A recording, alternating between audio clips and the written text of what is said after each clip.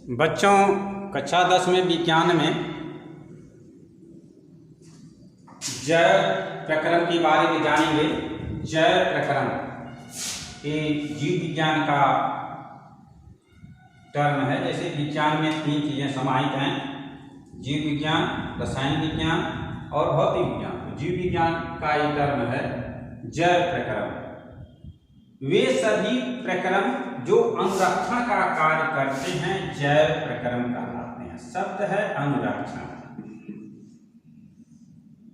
वे सभी प्रकरण जो अनुरक्षण का कार्य करते हैं जैव प्रकरण कहलाते हैं। जैसे कि शरीर की कोई भाग टूट जाए, कहीं कट जाए, जैसे आपका बॉडी है, कहीं पर कट गया तो इसका रिपेयरिंग होना है, ये भी एक अनुरक्षण है। रोज काम आप करते हैं और ऊर्जा की आवश्यकता होती है। ऊर्जा की आवश्यकता कैसे पूर्ति होती है? पोषण के थ्रू पोषण पूर्ति होती है। इसी तरह से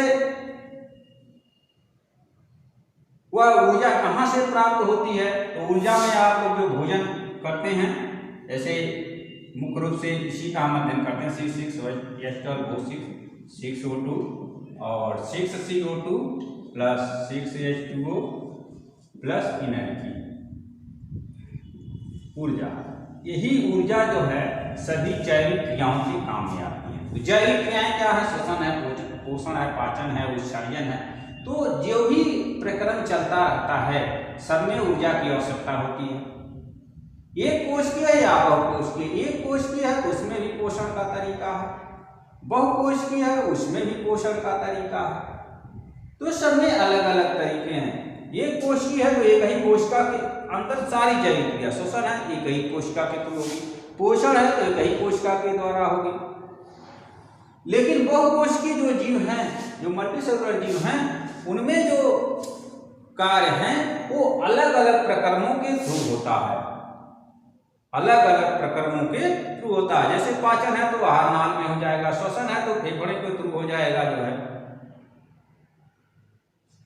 शरीर में तरल पदार्थों का बहाव, मतलब रुधिर का बहाव का कर्म है तो वहां पर जो है हृदय के द्वारा होगा। तो अलग अलग सिस्टम है, अलग अलग सिस्टम जो है इसमें काम करते हैं। अब हमें जो है अपनी जीवन की आवश्यकताओं की पूर्ति के लिए, अर्थात हम जब कोई काम करते हैं तो थोड़ी समय बाद जो है थक जाते हैं, तो अर्थात हमें पोषण चाहिए। अर्थात हम जो खाते हैं वो भोजन है, हम जो खाते हैं वह भोजन है। और पोषण ही वह ऊर्जा का स्रोत है। भोजन में मुख्य रूप से जो है कार्बोहाइड्रेट है, प्रोटीन है, विटामिन्स हैं, मिनरल्स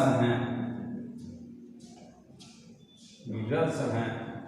तो ये पोषण के मुख्य भाग हैं। इसमें कार्बोहाइड्रेट है, प्रोटीन है, विटामिन्स हैं, फैट हैं। तो ये पोषण के मुख्य घटक कण हैं जिनसे हमें क्या है? ऊर्जा प्राप्त होती है और शरीर की प्रतिरक्षा भी होती है। विटामिन है, शरीर की प्रतिरक्षा करते हैं, ये ऊर्जा करते हैं। प्रोटीन है जो है वृद्धि के लिए, ग्रोथ के लिए जिम्मेदार है जो है। अब देखें, पोषण के आधार पर दो तरह के जीव दो तरह का पोषण होता है, दो तरह के जीव भी होते हैं, स्वपोषी और परपोषी। स्वपोषण और परपोषण, स्वपोषण और परपोषण, या भी संपोषण। स्वपोषण से तात्पर्य है कि वे जीव जो अपना भोजन स्वतः बना लेते हैं वे स्वपोषी कहलाते हैं। जैसे जितने भी हरे प्लांट हैं सब स्वपोषी हैं। उनमें हरित लवक पाया जाता है। वे सूर्य के प्रकाश में जो है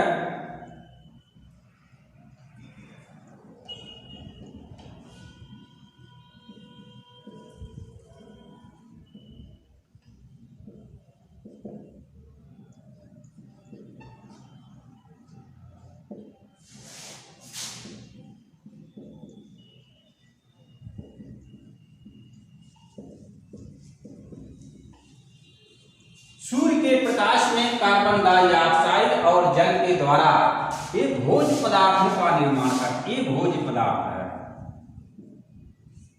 भोज्य पदार्थ यही ठोस रूप में प्रोड्यूस होता है, जो इस पृथ्वी पर सभी जो परपोषी हैं उनके जीवन का आधार है। जितने भी परपोषी हैं सभी के जीवन का आधार है। ये सोलर एनर्जी जो है हरित लवक के द्वारा जो है इस भोज्य पदार्थ में संचित होती है।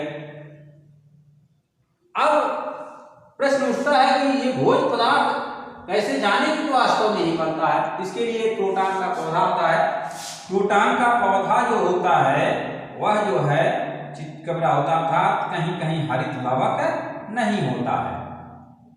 और हरित लवक नहीं होता प्रोटॉन के पौधे को कम से कम जो है 72 घंटे 3 दिन तक जो है इसको अंधेरे में रख दीजिए। अंधेरे में रख करके जो है एक पत्ती तोड़िए और उसको अल्कोहल में उबालिए। अल्कोहल में उबालने के बाद अल्कोहल में उबाला जाएगा, अल्कोहल में उबाला जाएगा। उबालने के बाद आयोडीन डाला जाएगा, आयोडीन डाला जाएगा। देखेंगे कि जहां जहां पर हरित लवक है वहां नीला हो गया और जहां पर हरित लवक नहीं है वहां पर नीला नहीं हुआ, नहीं इसमें नीला नहीं होगा। देखेंगे किसी भी पोर्शन पर नीला नहीं होगा, क्योंकि जब 72 घंटे अंधेरे में रखते हैं तो प्रकाश संश्लेषण की क्रिया नहीं होती है और वो संपूर्ण जो है क्या है भोजन का उपयोग कर लेता है। अब उसको 4-5 घंटे जो है सूर्य के प्रकाश में कुछ समय के लिए रखिए और रखने के बाद उसकी एक पत्ती को तोड़िए, फिर अल्कोहल में उबालिए, आयोडीन का घोल डालिए। तो देखेंगे जहां पर हरित लवक हरा होगा वहां नीला हो जाएगा और जहां हरित लवक नहीं होगा वहां पर सफेद ही बना रहेगा। इससे प्रूव होता है कि जो है क्या है कि पौधे सूर्य के प्रकाश में इस भोज्य पदार्थ का निर्माण करते हैं। पौधे इस सूर्य के प्रकाश में भोज्य पदार्थ का निर्माण करते हैं। ये पहचान आयोडीन जो है मंड से क्रिया करके ग्लूकोज से क्रिया करके उसको नीला कर देता है, तो उसकी ये पहचान ये नीला हो जाता है पदार्थ जो है। ये जब आयोडीन डाला जाएगा तो नीला ये दिखाता है कि इसमें जो है क्या है मंड बना है आयोडीन डालने पर। आयोडीन डालने पर ये नीला हो जाएगा। अब जो पौधे हैं वे सूर्य के प्रकाश में जो है भोजन का निर्माण करते हैं। तो प्रश्न उठता है कि कार्बन डाइऑक्साइड कैसे ग्रहण करते हैं। मनुष्य जैसे फेफड़ों की व्यवस्था है उसमें छोटे छोटे छिद्र पाए जाते हैं। पौधों की पत्तियों में छोटे छोटे छिद्र पाए जाते हैं जिन्हें स्टोमेटा कहते हैं। स्टोमेटा या रंध्र कहते हैं। उन्हीं रंध्रों के माध्यम से ही पौधे जो है ये वायवीय आदान प्रदान करते हैं, मतलब गैसीय विनिमय करते हैं। कार्बन डाइऑक्साइड को लेना या ऑक्सीजन बाहर निकालना इन्हीं स्टोमेटा के द्वारा होता है। स्टोमेटा में एक रंध्र छिद्र होता है, एक मोटी दीवार इसकी होती है रंध्र छिद्र की जो है, और उसके बाद ये गार्ड सेल होते हैं, गार्ड सेल होते हैं, और उसके बाद ये सहायक कोशिकाएं होती हैं। इसमें हरित लवक होता है और एक केंद्रक, एक केंद्रक होगा, एक केंद्रक होगा और हरित लवक होगा। अब गैसीय विनिमय निर्भर करता है जो है